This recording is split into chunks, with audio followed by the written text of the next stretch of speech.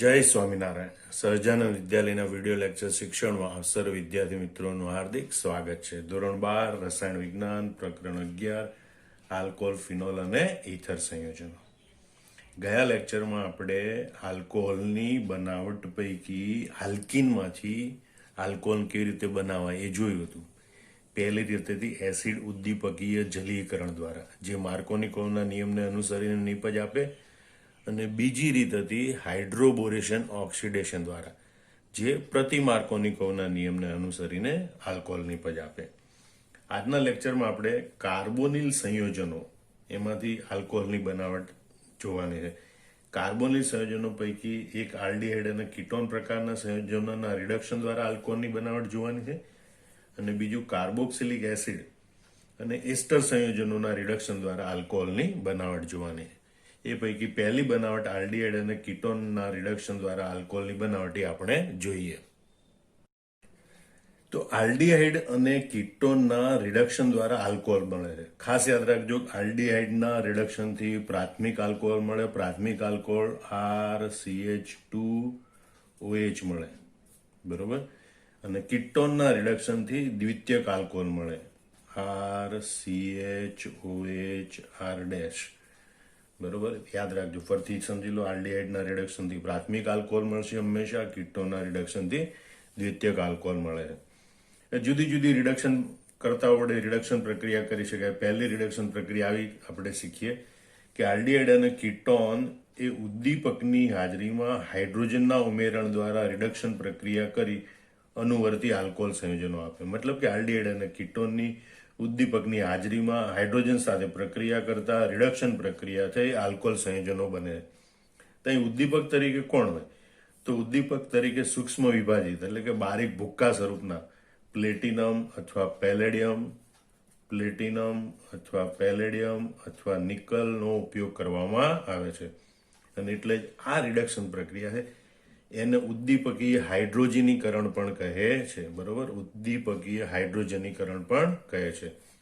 બીજું રિડક્શન આપણે જોયું કે આલ્ડીહાઇડ અને કીટોનની સોડિયમ બોરોહાઇડ્રાઇડ NaBH4, બરોબર, સોડિયમ બોરોહાઇડ્રાઇડ NaBH4 અથવા લિથિયમ એલ્યુમિનિયમ હાઇડ્રાઇડ LiAlH4 જેવા રિડક્શન કરતા વડે રિડક્શન કરીને પણ આલ્કોહોલ બનાવી શકાય છે, બરોબર. આ ઉપરાંત આપણા પાઠ્યપુસ્તકમાં નથી આપેલું, પણ રેફરન્સ બુકોમાં આપેલું છે કે ઇથેનોલ અને સોડિયમ વચ્ચેની પ્રક્રિયાથી ઉત્પન્ન થતા નવજાત હાઇડ્રોજન વડે રિડક્શન કરીને પણ આલ્ડીહાઇડ અને કીટોનમાંથી આલ્કોહોલ બનાવી શકાય છે.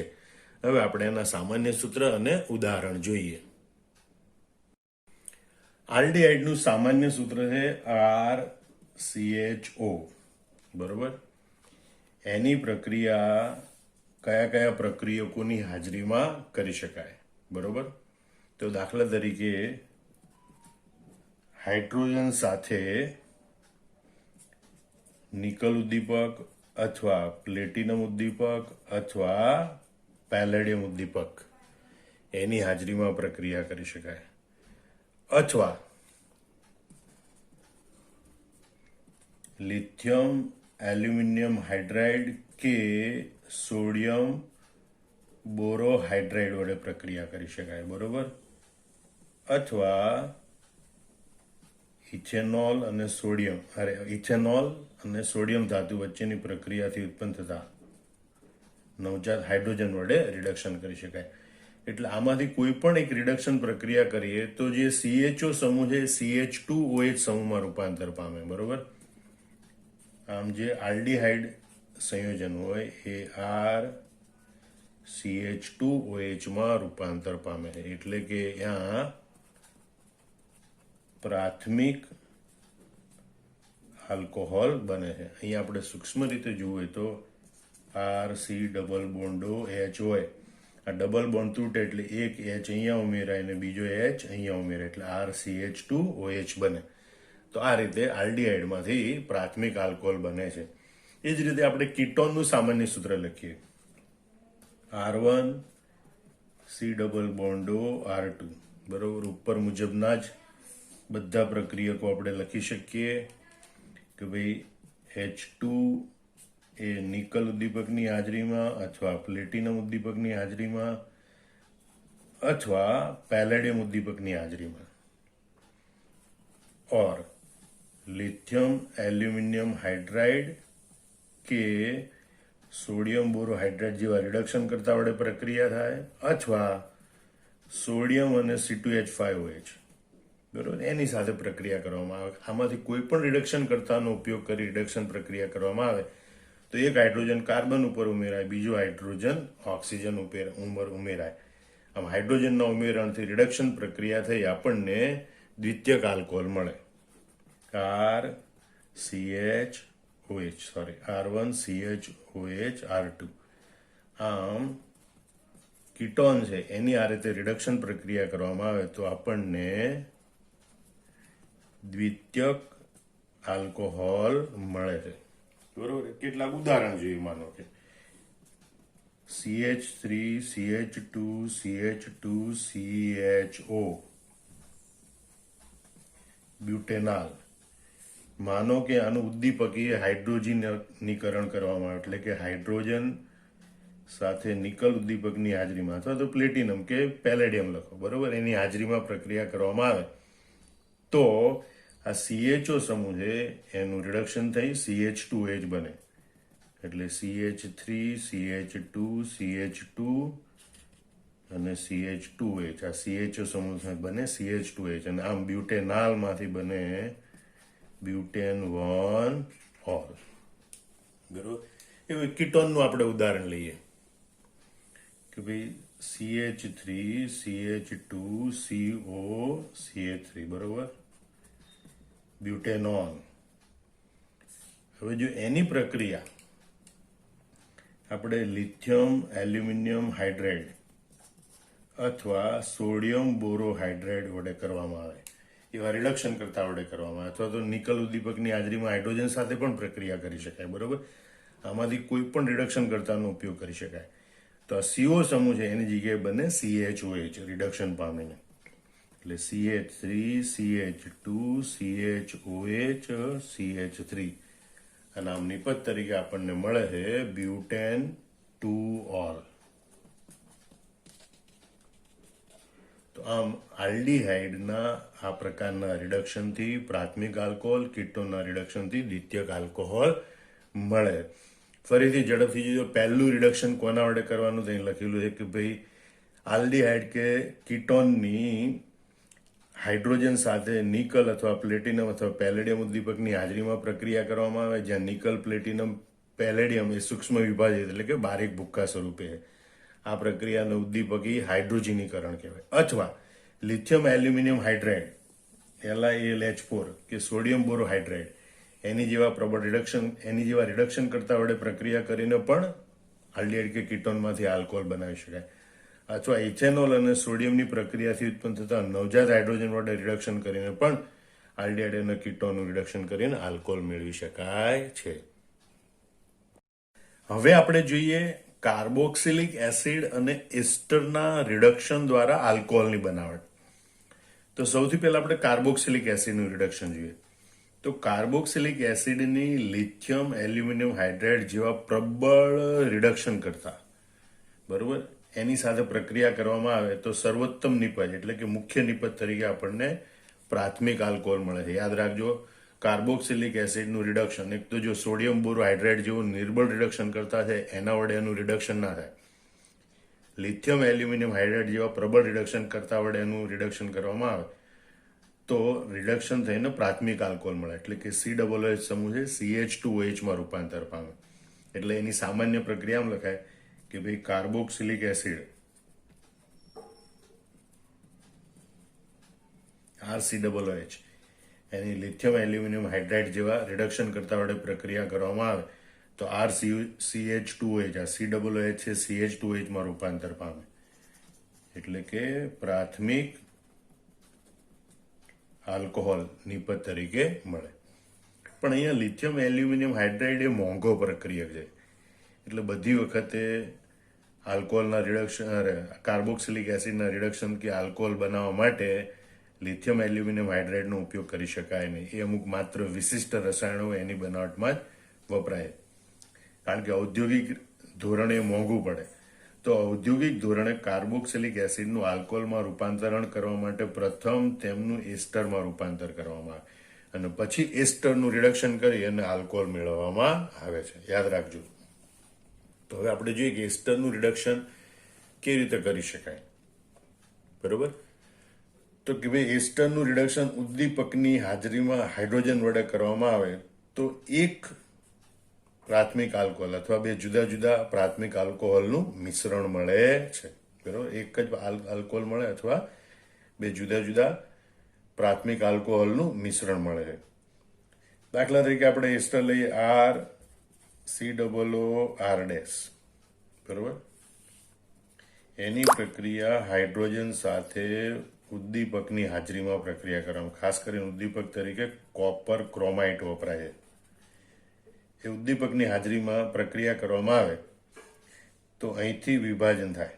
આ CO સમૂહ છે એ CH2OH માં રૂપાંતર પામે એટલે RCH2OH એક પ્રાથમિક આલ્કોહોલ મળે અને R-O સાથે અહીંયા H જોડાય એટલે R-OH. બરોબર. એ પણ પ્રાથમિક આલ્કોહોલ મળે એટલે બે પ્રાથમિક આલ્કોહોલ મળે. બરોબર. હવે અહીંયા આ ઓક્સિજનની આ બાજુ કાર્બન પરમાણુની સંખ્યા આ કાર્બન સહિત કાર્બન પરમાણુની સંખ્યા સરખી હોય તો બે સમાન આલ્કોહોલ મળે એટલે એમ કહેવાય કે એક જ આલ્કોહોલ મળે. પણ જો આ ભાગમાં અને જમણી બાજુના ભાગમાં અને ડાબી બાજુના ભાગમાં ઓક્સિજનથી જમણી બાજુનો ભાગ અને ડાબી બાજુનો ભાગ એમાં જો કાર્બન પરમાણુની સંખ્યા જુદી જુદી હોય તો આપણને બે જુદા જુદા આલ્કોહોલનું મિશ્રણ મળે છે. બરોબર. હવે કેટલાક ઉદાહરણો દ્વારા આ પ્રક્રિયાઓ સમજવાનો પ્રયત્ન કરીએ. પ્રથમ આપણે કાર્બોક્સિલિક એસિડ લઈએ. દાખલા તરીકે CH3CH2COOH. બરોબર. Propanoic acid. હવે એની રિડક્શન પ્રક્રિયા આપણે કોના વડે કરવાની? લિથિયમ એલ્યુમિનિયમ હાઇડ્રાઇડ LiAlH4 જે પછીથી જળ વિભાજનના તબક્કાને અનુસરતી હોય છે એટલે H2. તો આ જે COOH છે એ CH2OH માં રૂપાંતર પામે એટલે મળે આપણને CH3CH2 પછી આ COOH ની જગ્યાએ લખવાનું CH2OH. બરોબર. એટલે મળે પ્રોપેન 1 ઓલ જે પ્રાથમિક આલ્કોહોલ છે. બરોબર. એવી રીતે એરોમેટિક કાર્બોક્સિલિક એસિડ એટલે કે C6H5COOH બેન્ઝોઇક એસિડ છે.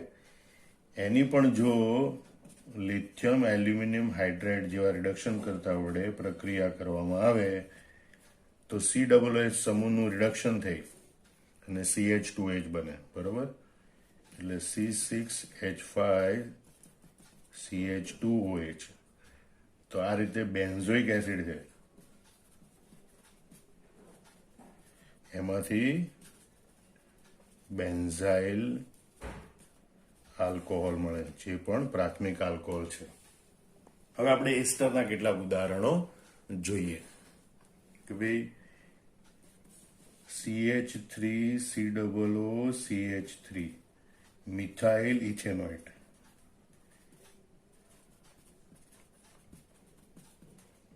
અથવા આને કહેવાય મિથાઇલ એસિટેટ. બરોબર. એની પણ જો આ ભલે એસ્ટર રહ્યું એની પણ લિથિયમ એલ્યુમિનિયમ હાઇડ્રાઇડ વડે તો રિડક્શન પ્રક્રિયા કરી શકાય પણ એ મોંઘું પડે પણ પ્રક્રિયા કરી શકાય.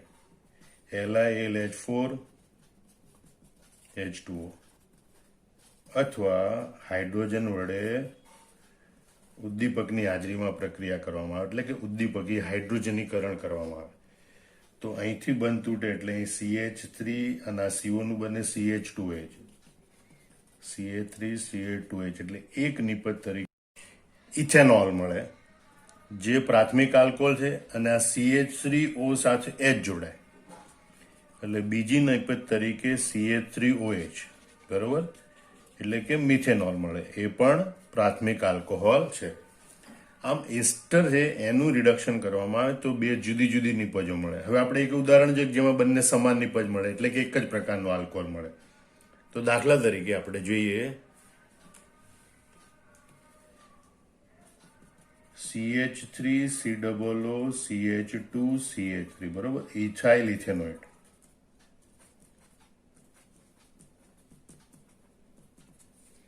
અહીંયા ઓક્સિજનની બંને બાજુ કાર્બન પરમાણુની સંખ્યા સરખી છે એવું આપણે એસ્ટર લીધું. તો એનું રિડક્શન લિથિયમ એલ્યુમિનિયમ હાઇડ્રાઇડ અથવા ઉદ્દીપકી હાઇડ્રોજનીકરણ કરવામાં આવે. H2 અને ઉદ્દીપક સાથે, બરોબર. તો અહીંથી બંધ તૂટે એટલે એક નિપજ આપણને મળે CH3 CH2OH ઇથેનોલ, અને બીજી નિપજ પણ CH3 CH2OH ઇથેનોલ જ મળે, એટલે કે એક જ નિપજ મળે. આમ એસ્ટરનું રિડક્શન કરવામાં આવે તો એક પ્રાથમિક આલ્કોહોલ મળે અથવા બે જુદા જુદા પ્રાથમિક આલ્કોહોલનું મિશ્રણ પણ મળી શકે છે. જ્યારે કાર્બોક્સિલિક એસિડ છે એનું રિડક્શન કરવામાં આવે તો આપણને એક નિપજ મળે છે. આમ આલ્ડીહાઇડ અને કીટોનનું રિડક્શન તેમજ કાર્બોક્સિલિક એસિડ અને એસ્ટરનું રિડક્શન કન્સેપ્ટ સાથે બરોબર તૈયાર કરી નાખવાનું, કારણ કે આ ટોપિકમાંથી MCQ પૂછી શકે જુદી જુદી રીતે. પ્રક્રિયક કયો છે, નિપજ કઈ છે, નિપજો કઈ મળી શકે, બરોબર, ઉદ્દીપક કયો વપરાય છે, એ બધા આધારિત અનેક MCQ આમાંથી આપણને પૂછી શકે છે. વળી પ્રક્રિયા પૂર્ણ કરો એ પ્રકારના પ્રશ્નો પણ પૂછી શકે, બરોબર. તો આ ટોપિક બરોબર તૈયાર કરી નોટબુકમાં જાતે લખી નાખવાનો. જય સ્વામિનારાયણ.